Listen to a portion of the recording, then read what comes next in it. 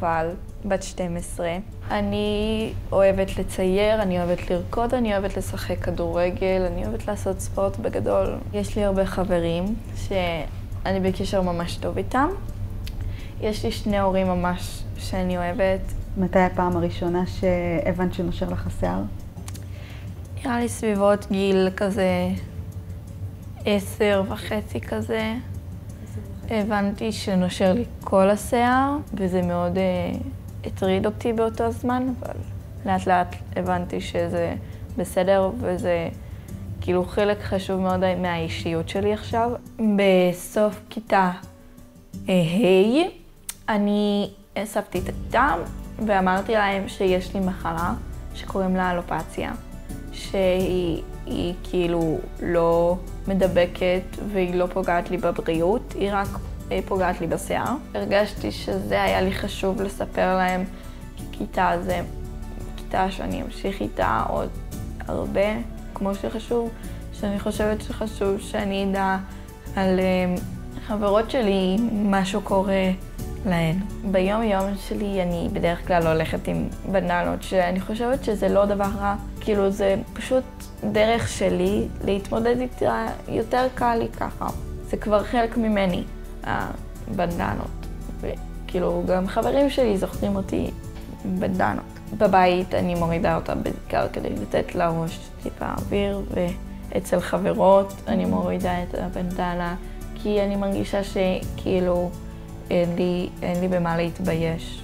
תגידי, את אוהבת להסתכל על עצמך, נגיד במראה? אני חושבת שזה מראה מאוד ייחודי, וזה גם מאוד יפה לדעתי שאין לי שיער, למרות שכאילו זה לא אומר שאם יש לי שיער אז זה פחות יפה. אני פשוט חושבת שזה נותן לי מראה מיוחד, ואני תמיד אוהבת שאני טיפה שונה מכל השאר, כאילו שאני מיוחדת משל עצמי, ושאני לא עוד אחת מכל הילדים, שאני ילדה מיוחדת בפני עצמי. האחים שלי מתייחסים לזה בכך שהם בדרך כלל צוחקים איתי על זה, או שהם פשוט לא מתייחסים לזה. נגיד, יש לי קטע עם אחים שלי, שהאחים שלי מדמים אותי לכדור, כאילו אני כדור, ואז עושים לי לברון ג'יימס, פאו! וזה מאוד מצחיק אותנו. ההורים שלי, בדרך כלל אנחנו נוגעים בזה רק שכאילו קרה לי משהו בקשר לזה, או שמשהו טוב קרה לי בדרך קשר לזה, או רע, אז אנחנו נוגעים בזה. אנחנו בדרך כלל מתייחסים אליי כמו רגילה, פשוט זהו.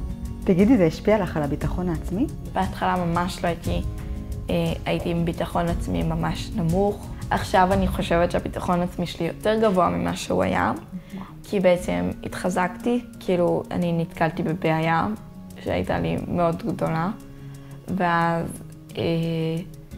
אני כאילו למדתי לצמוח ממנה, ועכשיו זה חיזק אותי ואני יותר חזקה ממה שהייתי. חוץ מזה שאני חושבת שזה נותן לי אופי ושזה נתן לי ביטחון עצמי מאוד גבוה, אני חושבת שזה גם מאוד יפה כאילו, ונותן לי תחושה טובה. באמת להתייחס לחלק הטוב בזה. בשדה תעופה כשטסנו לתאילנד, אחת מהעובדות שם ראתה אותי ואמרה, טוב, אתם משפחה קטנה, בואו, והעבירה אותנו את כל התור קדימה. פשוט ויתרו לנו על איזה שעתיים עמידה. ואיך זה משפיע עלייך ביום-יום? כשאני הולכת ברחוב ואנשים מסתכלים עליי, מתלחששים, או גורמים לי כאילו להרגיש טיפה אי נוחות, כי אני שונה.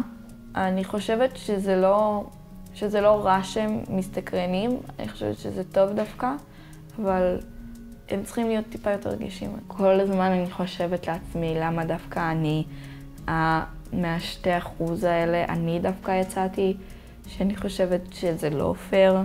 אני חושבת שזה לא תמיד מתאים, אבל אני מנסה כמה שיותר להזכיר לעצמי שזה מה שקיבלתי ואני צריכה להסתדר איתו, עם המצב הזה, ולהמשיך איתו ולהתקדם איתו.